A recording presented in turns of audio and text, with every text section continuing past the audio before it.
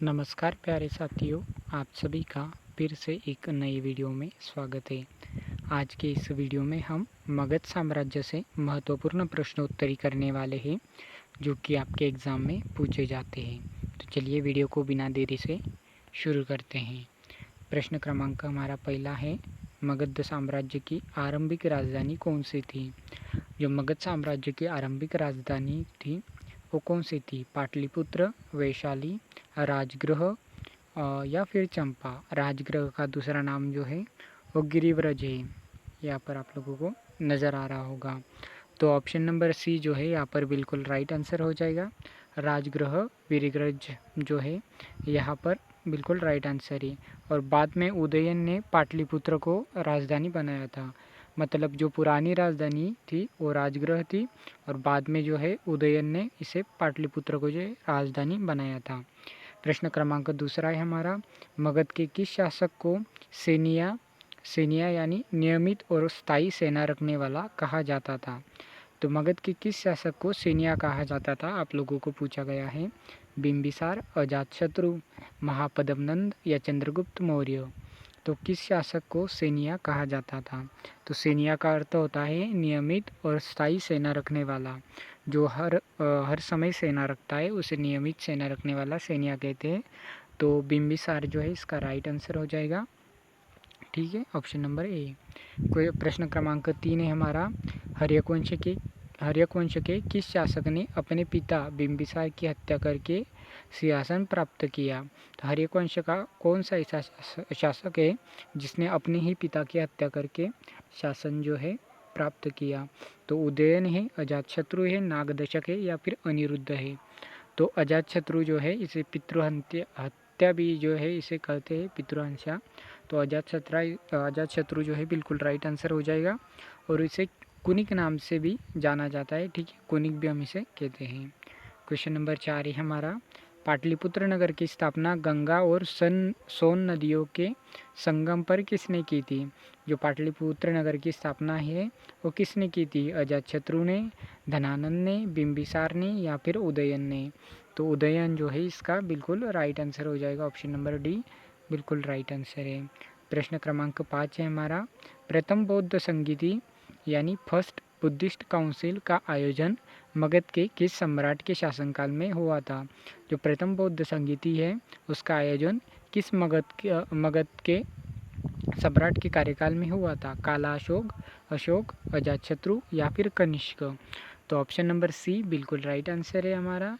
अजातशत्रु राजगृह में 483 ईस्वा पूर्व में हुआ था। ठीक है, क्वेश्चन नंबर 6 है, शिशुनाग वंश का कौन सा शासक था जिसके समय में वैशाली में द्वितीय बौद्ध संगीति का आयोजन किया गया था? तो कौन सा है आप लोगों को बताना है। शिशुनाग वंश का वह कौन सा शासक है जिसके समय में वैशाली में द्वितीय बौद्ध संगीति का आयोजन जो हुआ था? शिशुनाग है, काला अशोक है, नंद वर्धन है या महापद्मनंद है? इनके जो पुराने नाम है यानी कि जो कॉमन नेम है ये कौंस में दिए हुए, ये भी आपको याद रखना है। एग्जाम में ये भी पूछे जाते हैं कि काला अशोक को जो है दूसरे किस नाम से जाना जाता है, तो उसे काकवर्ण कहते हैं। ठीक है, तो काला अशोक जो है हमारा बिल्कुल राइट आंसर हो जाएगा। ठीक है, काला अशोक को हम काकवर्ण भी कहते हैं।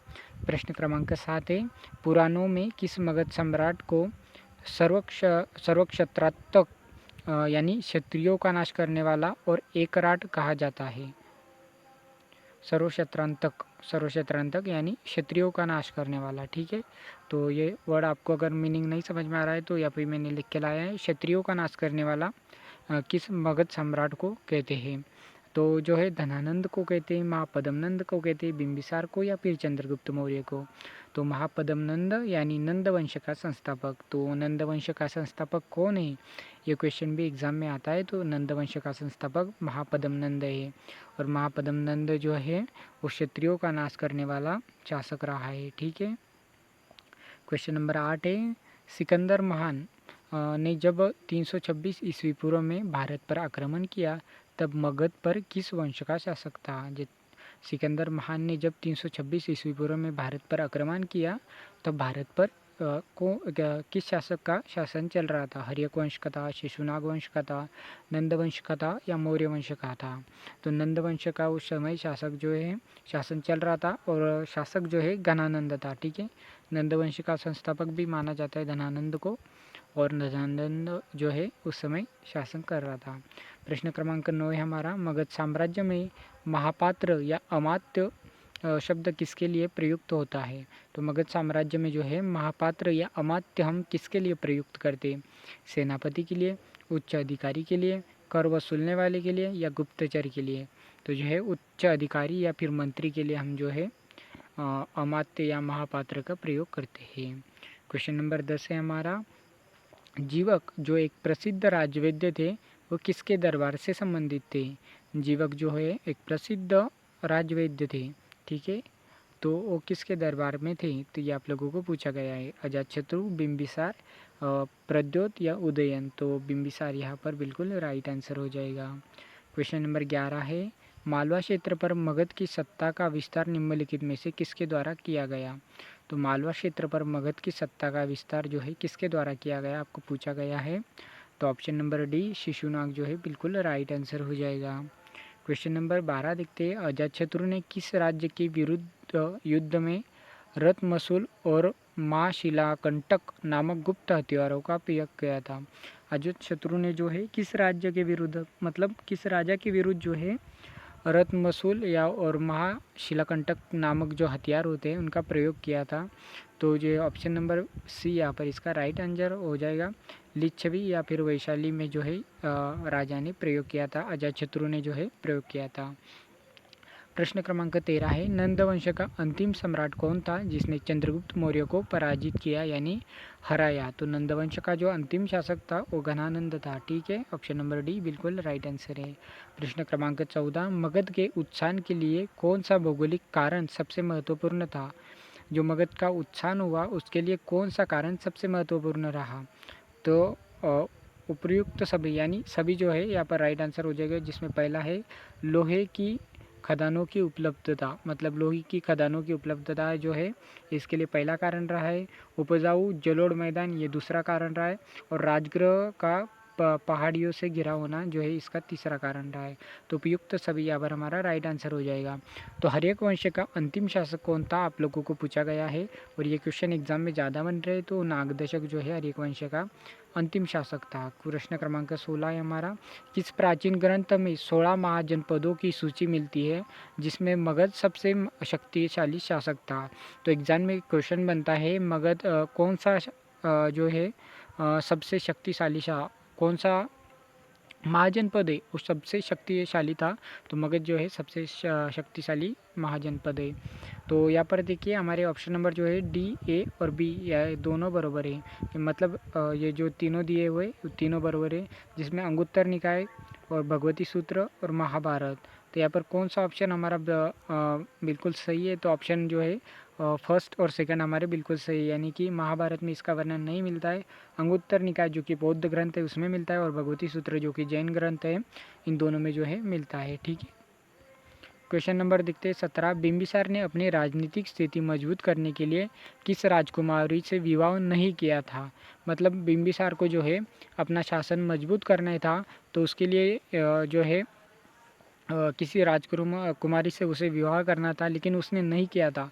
तो कौन सी राजकुमारी है? तो राजकुमारी जो है कुमारी देवी है। ठीक है, यह गुप्त काल से संबंधित है, मतलब ये सारी बातें जो है गुप्त काल में हुई थी। ठीक है, प्रश्न क्रमांक 18 है, शिशुनाग ने अपनी राजधानी पाटलिपुत्र से बदलकर कहाँ स्थानांतरित की? शिशुनाग की जो राजधानी थी वह पाटलिपुत्र थी, तो उसने अपनी राजधानी कहाँ पर बदली? तो उसने जो है राजधानी वैशाली बदली। ठीक है, प्रश्न क्रमांक 19, चंद्रगुप्त मौर्य ने किसकी सहायता से मगध पर मौर्य वंश की स्थापना की? चंद्रगुप्त मौर्य ने जो है मौर्य वंश की स्थापना की, लेकिन किसके सहायता से की? तो चाणक्य और कौटिल्य, यानी ऑप्शन नंबर बी बिल्कुल राइट आंसर हो जाएगा। चाणक्य यानी चाणक्य एक ही दूसरा नाम है कौटिल्य, तो इसकी मदद से जो है चंद्रगुप्त मौर्य ने मौर्य वंश की स्थापना की थी। प्रश्न क्रमांक 20, मगध साम्राज्य की गद्दी पर बैठने वाले राजवंशों का सही कालक्रम क्या है? मगध साम्राज्य जो है किस तरीके से विस्तार हुआ, यानी किस तरीके के शासक जो इसमें आके गए हैं, ये आप लोगों को पूछा गया है। तो सबसे पहला है हर्यक वंश, दूसरा है शिशुनाग वंश, उसके बाद में नंद वंश, उसके बाद में मौर्य वंश। तो ऑप्शन नंबर बी बिल्कुल राइट हो जाएगा हमारा, हर्यक वंश, शिशुनाग वंश और फिर नंद वंश और फिर मौर्य वंश। तो इस तरीके से जो है मगध साम्राज्य का विस्तार हुआ है। तो इस तरीके से हमारे जो है 20 क्वेश्चन यहाँ पर कंप्लीट हो चुके हैं। तो चलिए मिलते हैं नेक्स्ट किसी इंपॉर्टेंट वीडियो में। आप लोगों को ये क्लास कैसी लगी कमेंट में ज़रूर बताना है, और क्लास अगर पसंद आई तो वीडियो को लाइक, और चैनल पर नहीं तो सब्सक्राइब कर लेना है। तो चलिए मिलते हैं नेक्स्ट वीडियो में, तब तक के लिए जय हिंद।